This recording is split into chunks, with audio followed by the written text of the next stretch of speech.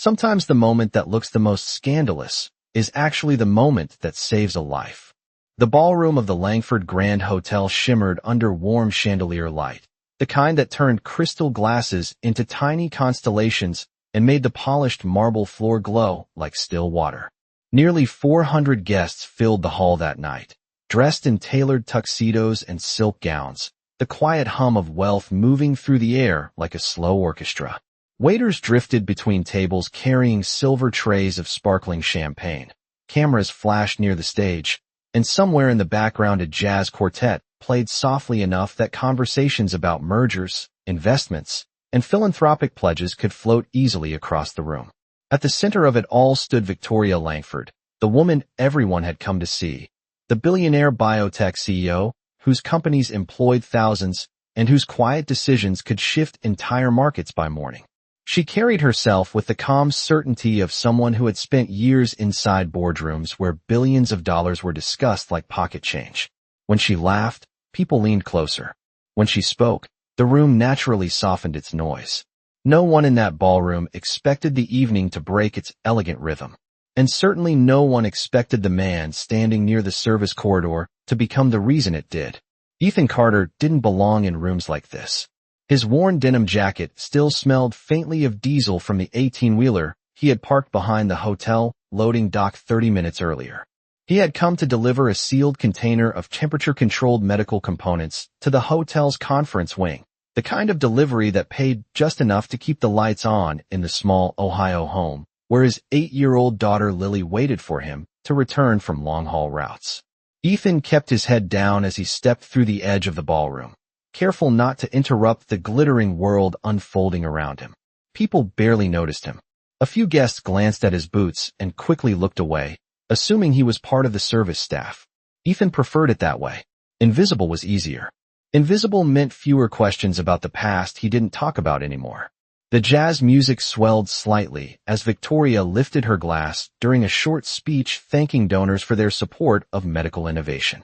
Applause followed, polite and warm. Then something changed. At first it was small. Victoria paused mid-sentence, her fingers tightening slightly around the glass stem. A few people in the front rows noticed the hesitation but assumed she had simply lost her place in her speech. But Ethan noticed something else. From across the room, he saw the subtle shift in her posture, the way her breath seemed to stall for a moment that lasted just a little too long. Years earlier, he had seen that same sign in places far louder and far more chaotic than a ballroom. The music continued. Conversations resumed.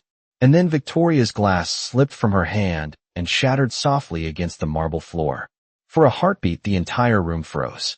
Guests leaned forward in confusion. Someone whispered her name. Security guards began moving toward the stage, unsure what had just happened. Ethan was already walking before anyone else understood why. By the time Victoria staggered slightly and tried to draw in air that wouldn't come, he was halfway across the ballroom. A guard reached out to stop him.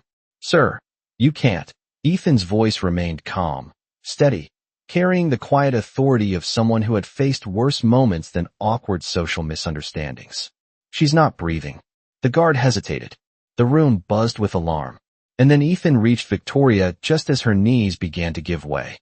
What happened next would become the moment every guest in that room remembered for the rest of their lives. Victoria Langford's knees weakened as the room tilted around her, the golden lights above the ballroom suddenly blurring into a halo of white. A quiet gasp rippled through the nearest tables. Someone whispered her name. Another guest stood up so quickly that a chair scraped sharply across the marble floor.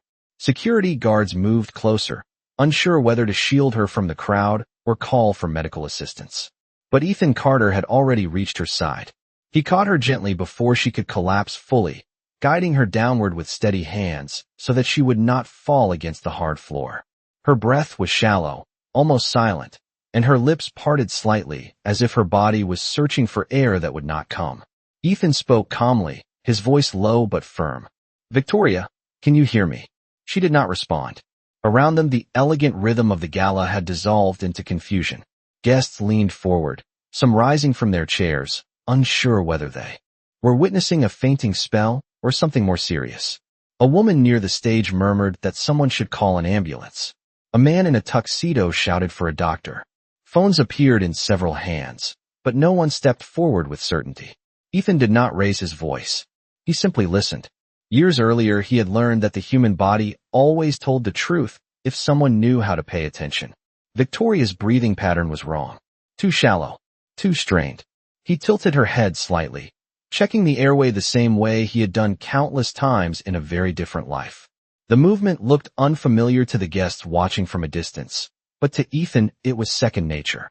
"She is having trouble breathing," he said quietly to the nearest security guard. "We need space." The guard hesitated, looking toward the hotel manager for direction, but something about Ethan's calm presence carried a quiet authority that cut through the panic. Within seconds, the guards gently encouraged guests to step back, creating a small circle of open space in the center of the ballroom. The jazz music had stopped entirely now. The only sounds left were the distant hum of air conditioning and the nervous whisper of a crowd that suddenly understood something serious was happening. Victoria tried to inhale again, but the breath caught in her throat. Ethan recognized the sign immediately. It was the same pattern he had seen years ago during emergency drills and long nights under harsh desert floodlights, when seconds mattered more than explanations. He spoke again, this time softly enough that only the people closest to him could hear. "Victoria, you are going to be okay. Just stay with me." Her eyes fluttered slightly, but they could not fully focus. A server nearby held a hand to her mouth, frightened. Another guest whispered that someone should wait for medical professionals. Ethan knew waiting could take too long.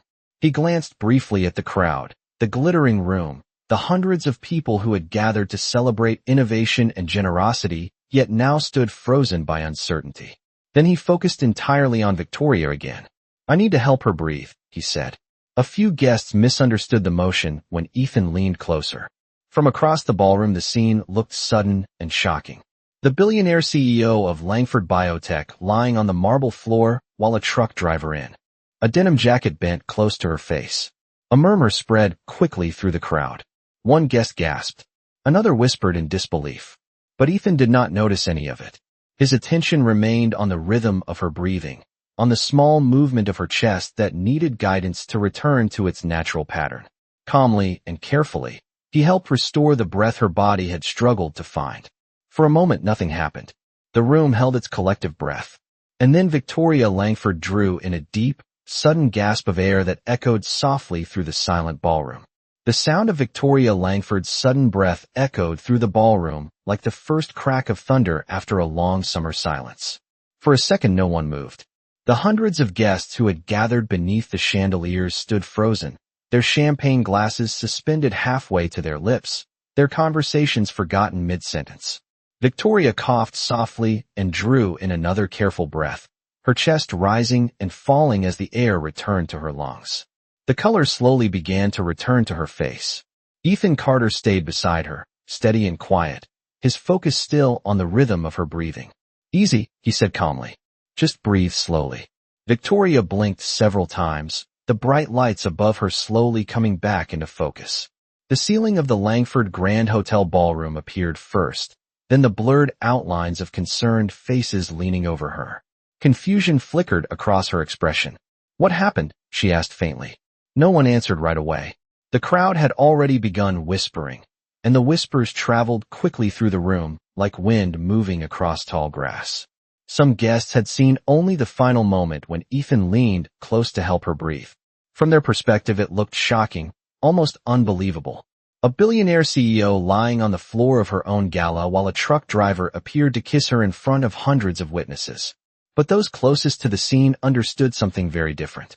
A physician who had been seated near the stage finally stepped forward through the small circle of guests and knelt beside Victoria.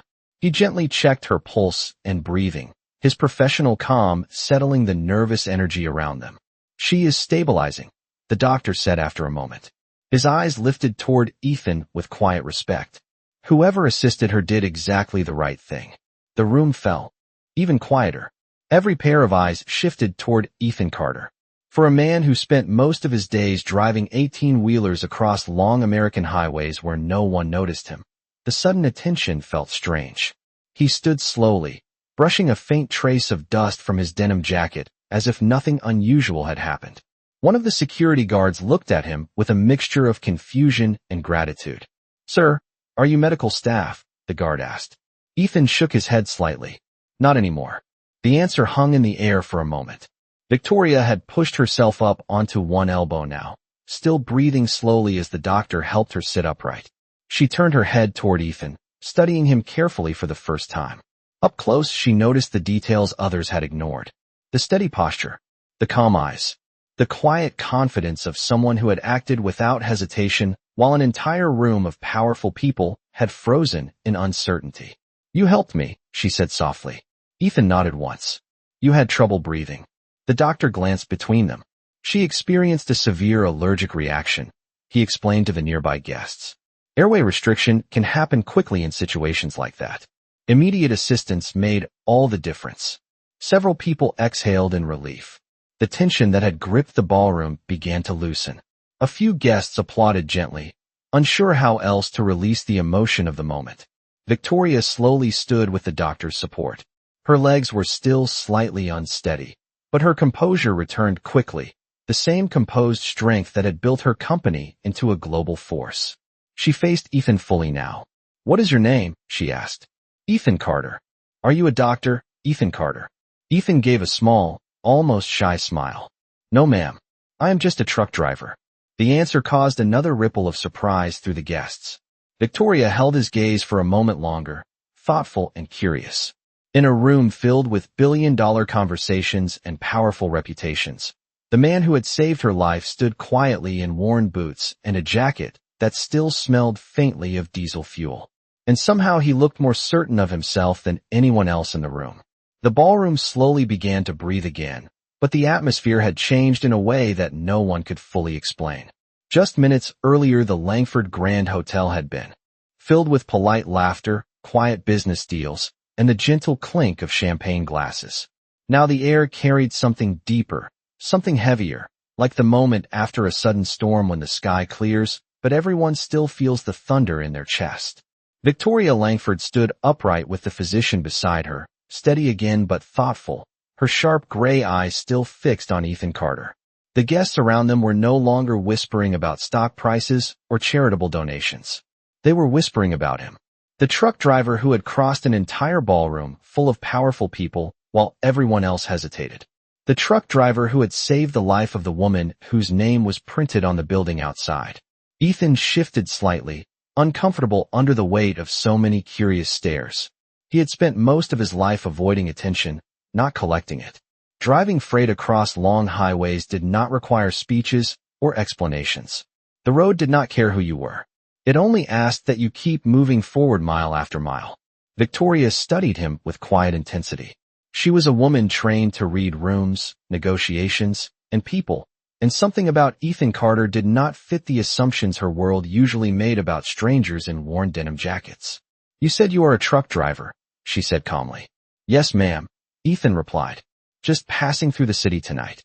The physician who had examined her folded his arms thoughtfully. With respect, the doctor said, most truck drivers do not immediately recognize airway restriction and respond with proper breathing assistance. A few nearby guests nodded. Someone whispered that the man must have medical training. Victoria noticed the way Ethan's expression shifted slightly when the doctor said that. It was not pride. It was hesitation. She tilted her head just a little. Where did you learn to do that? She asked. Ethan glanced toward the marble floor for a brief second before answering. A long time ago, he said quietly. The answer only deepened the curiosity in the room. One of the hotel managers approached cautiously and asked if Victoria would like the event paused while medical staff arrived. Victoria waved the suggestion away with calm authority. I am fine, she said. Please allow the guests to return to their evening. But the guests were no longer interested in their evening the way they had been before. Conversations drifted naturally toward the center of the ballroom where Ethan still stood. Some people looked at him with admiration. Others looked at him with puzzled fascination, trying to reconcile the simple appearance of the man with the decisive calm he had shown when the room needed it most. Victoria took a slow breath and stepped closer to Ethan. The movement immediately quieted the nearby crowd again. You helped me without asking who I was, she said. Ethan gave a small shrug. Breathing problems do not care about job titles. A few people smiled softly at the answer. Victoria did not smile. She looked thoughtful, almost curious in a way that surprised even herself. You could have walked away, she continued. Many people would have waited for someone else to act. Ethan met her gaze calmly. Sometimes waiting is the worst decision a person can make. The simple sentence carried more weight than it appeared to at first. Victoria sensed that there was a story behind it, something older than this ballroom, and far removed from the polished world she controlled every day. She extended her hand toward him. The gesture caused another ripple of surprise through the watching guests. Billionaires did not usually shake hands with delivery drivers during formal galas. Ethan hesitated for half a second before accepting the handshake. Her grip was firm, confident, the handshake of someone who built companies and negotiated billion-dollar partnerships. But when she spoke again, her voice held something quieter than power. Ethan Carter, she said slowly, I believe I owe you my life. Ethan released her hand and offered the same modest answer he had given since the moment the room began watching him. You do not owe me anything, he said. Anyone would have done the same thing. Across the ballroom, several guests exchanged knowing glances because they all understood the truth of the moment. Anyone could have acted, but only one person had. The applause that had rippled gently through the ballroom slowly faded, but the attention on Ethan Carter did not. Conversations restarted across the Langford Grand Hotel ballroom. Yet every few seconds another guest would glance toward the man in the worn denim jacket, standing beside the most powerful woman in the room. Victoria Langford noticed it too. She had spent most of her life surrounded by people who watched her for influence, for opportunity, or for advantage. But tonight, the attention was different. The crowd was not studying her. They were studying him. Ethan seemed almost unaware of it. He looked toward the service corridor for a moment, as if remembering why he had entered the ballroom in the first place. I should probably get back to the loading dock, he said quietly. I still have a delivery to finish before I head out. Victoria tilted her head slightly. The answer surprised her. Most people in this room would have stayed close to her side, hoping for conversation, recognition, or even a photograph. Ethan Carter appeared ready to disappear again, as if the last 10 minutes had meant nothing. You drove here tonight, she asked. Yes, ma'am. From where? Columbus, Ohio, he replied. About 8 hours on the road if traffic behaves. Victoria gave a small, thoughtful nod. She understood long days and heavy schedules, but something about the quiet discipline in Ethan's voice reminded her of a very different kind of work than the boardroom she knew. And after that, she asked, you will drive back tonight. Ethan shrugged slightly. The road is easier at night. A few guests nearby exchanged curious looks. 8 hours behind the wheel sounded exhausting to people who usually traveled by private jet. Victoria folded her arms gently, still studying him. You crossed half a ballroom full of strangers to help someone you did not know, she said. And now you are ready to leave without even staying for dessert. Ethan gave a small smile that was more humble than humorous. My daughter likes when I come home on time. The answer softened something in Victoria's expression. You have a daughter. 8 years old, Ethan said. Her name is Lily. The simple mention of the little girl seemed to shift the entire tone of the conversation. Victoria imagined a child waiting at home, perhaps looking out a window or drawing pictures at a kitchen table while her father drove across dark highways carrying freight for cities that would never know his name. For the first time that evening, Victoria felt the strange awareness that the man standing in front of her lived in a world completely different from her own. She had spent the evening speaking about medical innovation and billion-dollar research investments. Ethan Carter had spent the evening making sure a container of equipment arrived safely after hundreds of miles on the road. Yet when the moment mattered most, it had been his hands that steadied the room. Victoria straightened slightly and turned to one of her assistants who had quietly approached during the conversation. Please make sure Mr. Carter's delivery is completed without delay, she said, and ensure his truck has secure parking behind the building. The assistant nodded immediately and stepped away to handle the request. Ethan raised an eyebrow with mild surprise. You do not have to do that. Victoria looked at him calmly. I believe I do. For a brief moment the two of them simply stood there, the quiet hum of the ballroom returning around them. Guests resumed their dinners. The jazz musicians carefully restarted their music, and waiters once again carried trays through the crowd. But something subtle had shifted in the atmosphere of the room. The story of what had just happened would travel through every table before the night ended. Victoria finally spoke again, her voice thoughtful rather than formal. Ethan Carter, she said slowly. You saved my life tonight. Ethan shook his head gently. I just helped someone breathe. Victoria allowed herself a small smile. Sometimes, she replied. That is the most important help anyone can give. And somewhere in the back of the ballroom a guest quietly said what everyone else had already begun to realize. The richest woman in the room had just met the one man who treated her like an ordinary human being. The music in the ballroom had slowly returned, but the mood of the evening no longer belonged to the carefully planned gala program printed on every table. It belonged to a quiet moment that no one in the room would forget. Guests continued eating their dinners and speaking softly with one another, yet every few minutes another curious glance drifted toward Ethan Carter as he stood near the edge of the ballroom beside the service corridor. The glittering crowd had begun telling the story already. The truck driver who stepped forward when everyone else hesitated. The man who crossed a room filled with powerful people and simply did what needed to be done. Ethan shifted his weight slightly, still feeling out of place among polished shoes and tailored suits. He glanced toward the hallway leading back to the loading dock where his truck waited. Long highways and quiet miles made more sense to him then. Ballrooms and chandeliers. Victoria Langford noticed the movement. She had returned to speaking briefly with a few donors, reassuring them that the evening would continue as planned, but her attention kept returning to the same place. The man who had helped her breathe was already preparing to disappear again. She excused herself from the conversation and walked toward him. Several nearby guests fell silent as she approached. Ethan, she said calmly. He turned slightly. Yes, ma'am. Are you leaving already? Ethan nodded. I have a schedule to keep. Freight does not move itself across the country. The simple honesty of the answer caused a small smile to appear on Victoria's face. She had spent years surrounded by executives who spoke carefully crafted sentences about time management and strategic priorities. Ethan Carter spoke about work the way people used to speak about responsibility. How long have you been driving trucks? She asked. Almost 10 years now, he replied. Mostly long-haul routes across the Midwest.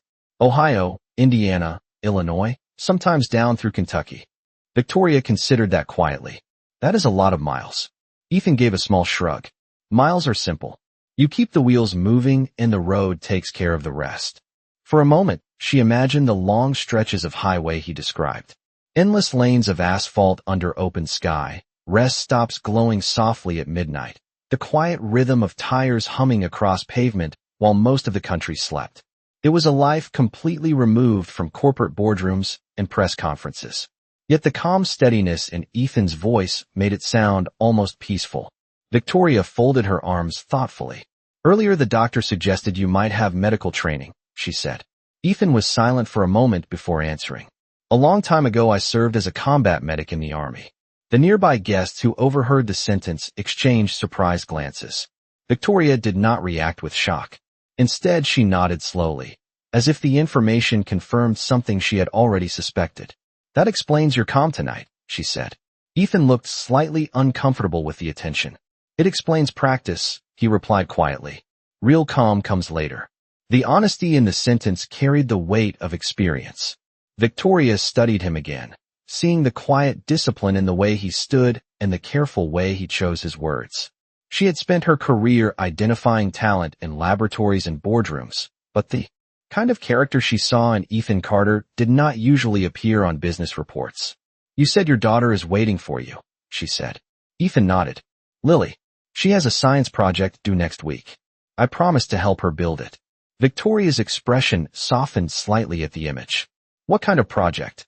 A model wind turbine. Ethan replied with a faint smile. She wants to see if she can power a small light bulb with it. Victoria looked toward the bright chandeliers above them, then back at Ethan. I lead a company that builds advanced medical technology, she said thoughtfully. But tonight the most impressive engineer in this city might be an 8-year-old girl in Ohio. Ethan chuckled quietly at that. The moment felt unexpectedly simple between them. Two people from completely different worlds sharing a small human conversation in the middle of a room filled with wealth and influence. After a brief pause, Victoria spoke again, her voice calm but certain. Ethan Carter, she said, before you return to the road, I would like to ask you something. The room around them continued its quiet rhythm of music and conversation, But in that moment it felt as if the entire evening had shifted toward whatever she was about to say next. Victoria Langford's words lingered in the air between them as the quiet hum of the gala continued around them. The chandeliers above the ballroom glowed warmly, reflecting off crystal glasses and polished silverware. Yet the conversation between the billionaire and the truck driver seemed to exist in a smaller, quieter world within the room. Ethan Carter looked at her with the same calm expression he had carried since the moment he crossed the ballroom to help her breathe. "You wanted to ask me something?" he said gently. Victoria nodded once. She studied him carefully, as if measuring something deeper than his simple appearance. "You said you drive long routes across the Midwest," she said. "That means you spend a lot of nights on the road." "Most weeks," Ethan replied. "Sometimes 5 or 6 nights out of the house. And your daughter stays with family while you travel." Ethan shook his head slightly. "No, ma'am. Lily stays with me. My routes are arranged so I can be home most weekends, and during the week my neighbor checks on her after school until I return." Small towns still look out for one another. Victoria seemed quietly impressed by that answer. In her world, people scheduled childcare through assistants and private services. The idea of a neighborhood quietly helping raise a child felt almost unfamiliar. She glanced briefly across the ballroom, where guests had resumed their elegant conversations, then turned back to Ethan. "Ethan Carter," she said thoughtfully, "you have already told me that I do not owe you anything." Ethan nodded. "That is still true." Victoria gave a faint smile. "Perhaps, but I believe gratitude is still allowed." Ethan did not argue with that. She continued speaking. "My company funds several national programs that train communities to respond to medical emergencies before professional help arrives," she explained. "We teach ordinary people how to help someone breathe, how to stay calm, how to act when seconds matter." Ethan listened quietly. Victoria tilted her head slightly. "Tonight you demonstrated exactly why those programs exist." Ethan shifted his weight slightly, uncomfortable with praise. "I just used training I learned years ago." Victoria's voice softened. "Training that saved my life." For a moment neither of them spoke. The music from the jazz quartet floated softly through the ballroom again, a gentle piano melody that seemed to underline the quiet seriousness of their conversation. Victoria finally continued. "I would like to invite you to visit our headquarters in New York tomorrow before you drive back to Ohio," she said. Ethan blinked once in surprise. "Tomorrow?" "Yes," Victoria replied. "I would like my team to meet the man who reminded an entire room how important calm thinking can be." Ethan hesitated. "Ma'am, I am not really a speaker or a teacher." Victoria shook her head gently. "I am not asking you to be either." She paused briefly before adding something that sounded more personal than corporate. "I simply believe that people who carry quiet strength should not remain invisible forever." Ethan looked down at his hands for a moment. The words were sincere, but they felt unfamiliar to someone who had spent nearly a decade living a quiet life behind the wheel of a freight truck. "I appreciate the offer," he said slowly. "But my daughter has school tomorrow morning." Victoria smiled slightly. "Then perhaps another time." She extended her hand again, this time not as a formal gesture, but as a simple human one. Ethan shook it once more. The handshake lasted only a moment, but something about the exchange felt different now. The room around them continued its glittering rhythm of wealth and influence, yet the connection between them felt grounded in something simpler. Victoria finally stepped back and allowed him space to leave. "Drive safely tonight, Ethan Carter," she said. Ethan nodded politely. "Thank you, Miss Langford." As he turned toward the hallway leading back to the loading dock, several guests quietly moved aside to let him pass. Some nodded respectfully. Others offered small smiles. The man who had entered the ballroom as a stranger walked out with something different following him now.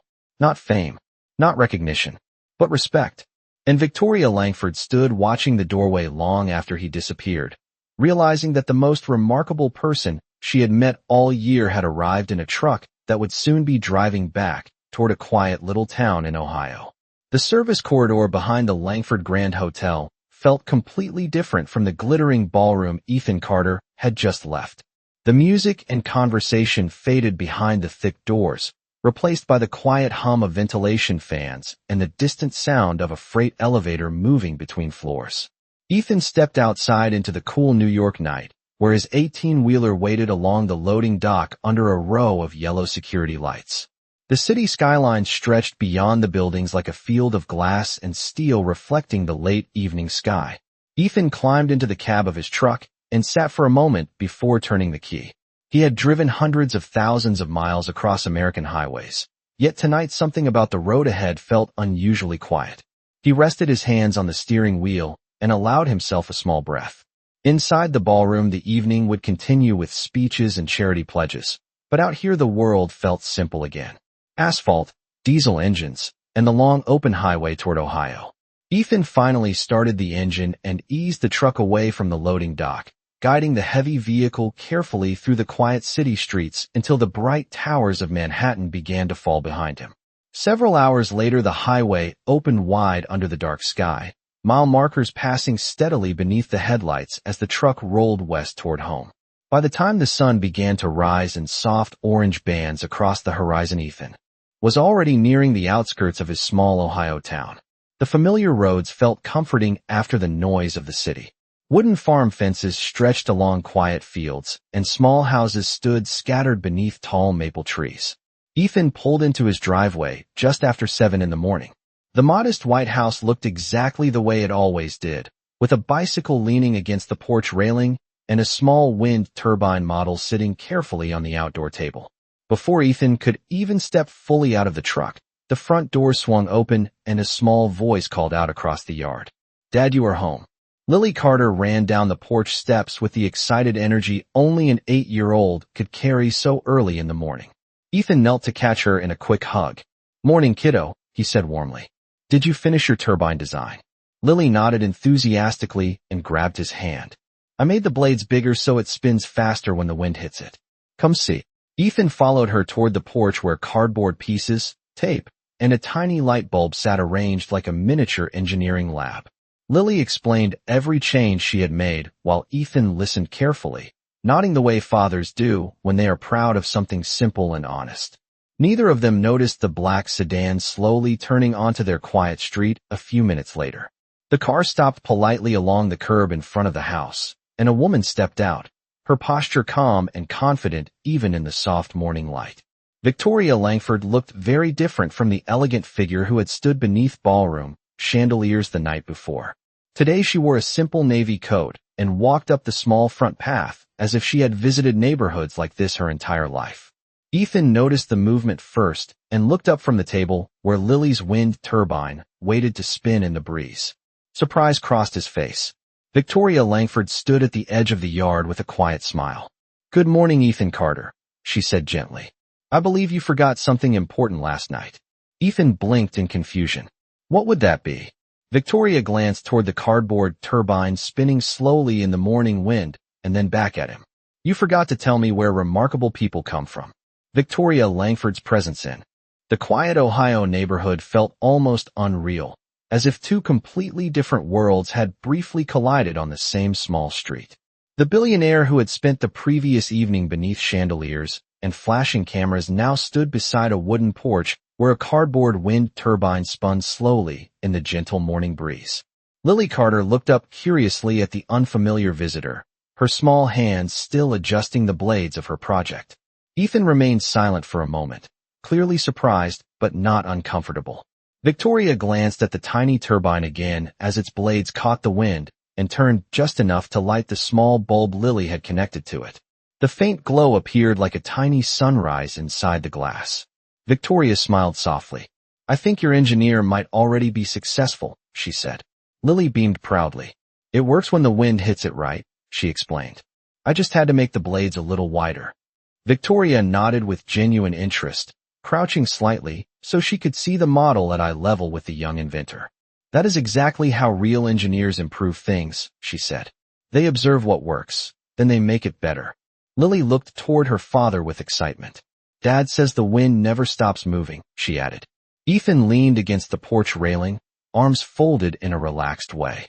"The road teaches you the same thing," he said calmly. "If you keep moving forward, you eventually get where you are meant to go." Victoria stood slowly and looked at him again, the same thoughtful expression returning to her face that had appeared in the ballroom the night before. "That is exactly why I came here," she said. Ethan raised an eyebrow slightly. "To see a cardboard wind turbine." Victoria shook her head gently. to see where quiet strength comes from. The small street remained peaceful around them. A neighbor watered flowers across the yard. A pickup truck passed slowly down the road. Nothing about the place suggested that one of the most influential business leaders in the country was standing beside a truck driver's porch discussing wind turbines with an 8-year-old girl. And yet somehow it felt natural. Victoria looked toward Ethan again. "Last night you told me you were just a truck driver," she said. Ethan shrugged lightly. "That is the job description." Victoria smiled faintly. "I think it is more accurate too. Say you are a father who keeps promises and a man who acts when others hesitate." Ethan did not respond immediately. He simply glanced toward Lily, who was adjusting the angle of the turbine blades again so the wind could spin them faster. Finally, he spoke quietly. "Most people would do the same thing."